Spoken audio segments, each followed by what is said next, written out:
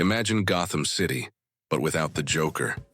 No chaotic laughter, no twisted games, no agent of pure anarchy. How does the caped crusader adapt when his greatest challenge isn't a force of nature, but something else entirely? Today, we're diving into a fascinating alternate reality where Batman's evolution takes a completely different and maybe even more compelling path. So let's set the stage. Gotham.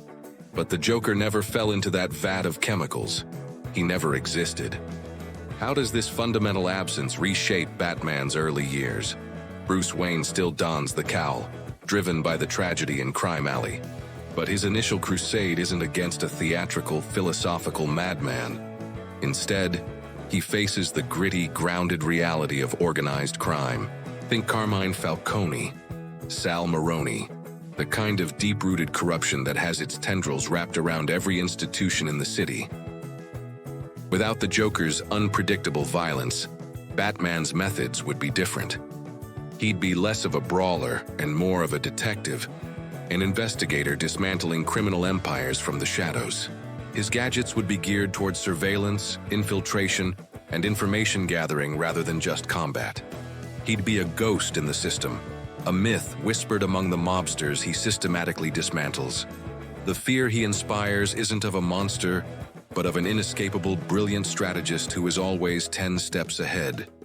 This change also profoundly impacts the Bat family. The Joker's extreme brutality was often the catalyst for tragedies that pushed Batman to isolate himself. Without that specific brand of madness, does Jason Todd still meet his tragic fate? Does Barbara Gordon still face that life-altering attack? Perhaps not. In a world where the threats are more calculated and less personal, Batman might be more open to collaboration. He might see the value in a team much earlier. A more grounded threat could foster closer bonds, creating a Bat family that's less a response to trauma and more a proactive force for systemic change in Gotham. The Rogues Gallery would also evolve differently. Without the Joker raising the bar for theatricality, villains like the Riddler or Penguin might remain more grounded in their criminal enterprises. We might even see new antagonists rise, not from madness but from the city's systemic corruption.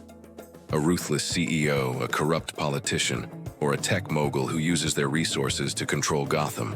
Batman's fight becomes less about saving the soul of his city from chaos and more about reclaiming it from the clutches of greed and power.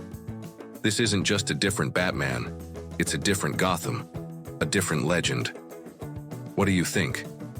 How would this Jokerless world change Batman's story? Let me know your theories in the comments below. If you enjoyed this deep dive into an alternate Gotham, make sure to hit that like button, subscribe, and ring the bell so you don't miss our next exploration. Thanks for watching.